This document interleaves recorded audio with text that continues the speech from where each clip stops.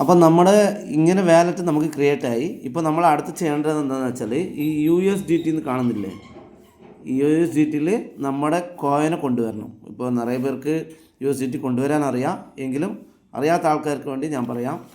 അപ്പോൾ നമ്മൾ ഇങ്ങനെയുള്ള ഇതിൽ USDTയിൽ ടച്ച് ചെയ്യുക. ടച്ച് ചെയ്തു. ഇതിൻ്റെ റിസീവ് എന്ന് കാണിക്കുന്നില്ലേ, ഇവിടെ 3 ഓപ്ഷൻ കാണിക്കുന്നുണ്ട്. സ്വൈപ്പ്, റിസീവ്, സെൻഡ് 3 ഓപ്ഷൻ ഉണ്ട്. അതിൽ റിസീവ് ടച്ച് ചെയ്യുക. റിസീവ് ടച്ച് ചെയ്താൽ ഈ നെക്സ്റ്റ് ചോദിക്കുന്നത് നെക്സ്റ്റ് കൊടുക്കുക. കാരണം ഫസ്റ്റ് നമ്മൾ ചെയ്യുമ്പോൾ മാത്രമേ ഇത് ചോദിക്കുള്ളൂ, ആ സമയത്ത് ഇത് കൊടുത്താൽ മതി. നെക്സ്റ്റ് ഇതെല്ലാം കൊടുത്ത് ഫിനിഷ് കൊടുത്തു കഴിഞ്ഞാൽ ഇതിങ്ങനെ ഉണ്ടാവും.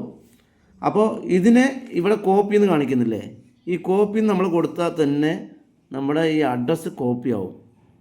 ഇതാണല്ലേ കോപ്പി ആവുന്നില്ലേ, കോപ്പി ആയി. ഓക്കെ, ഈ അഡ്രസ്സ് എന്ത് ചെയ്യണമെന്ന് വെച്ചാൽ നമുക്ക് ആരാണോ USDT അയക്കുന്നത്, അത് നമ്മുടെ വാലറ്റ് ആണെങ്കിലും ശരി, ഇല്ല നമുക്ക് അയക്കുന്ന ആളാണെങ്കിലും ശരി. ഒരു ഉദാഹരണത്തിന് ഇപ്പോൾ വാട്സപ്പിൽ നമ്മളൊരു കൂട്ടുകാരനാണ് അയക്കണത്, അയാളാണ് നമുക്ക് USDT തരുന്നതെന്നുണ്ടെങ്കിൽ നമ്മൾ മെനുമിക്സ് ചെയ്തിട്ട് നേരെ വാട്സപ്പിലേക്ക് പോവുക.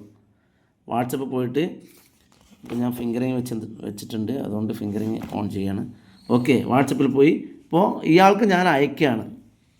ഇയാൾക്ക് ഞാൻ ഈ ലിങ്ക് പേസ്റ്റ് ചെയ്യണം. ഇവിടെ കൊണ്ടുവന്ന് ലോങ് പ്രസ് ചെയ്യുക, പേസ്റ്റ് ചോദിക്കും, പേസ്റ്റ് കൊടുക്കുക. കൊടുത്തു കഴിഞ്ഞാൽ ആ ലിങ്ക് ഇവിടെയായി.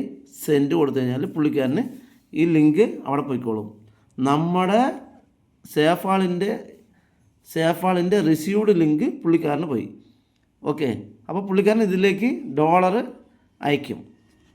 അപ്പോൾ അയച്ചു കഴിഞ്ഞാൽ ഇവിടെയാണ് വരിക, ഡോളർ ഇവിടെയാണ് വരിക. അതേപോലെ നമുക്ക് ബ്ലോക്ക് ചെയിൻ വന്നിട്ട് നമുക്ക് ഗ്യാസ് ഫീസിന് വേണ്ടി കുറച്ച് ബ്ലോക്ക് ചെയ്യേണ്ട ആവശ്യമുണ്ട്, അതും അയക്കും, അത് ഇവിടെയാണ് വരിക.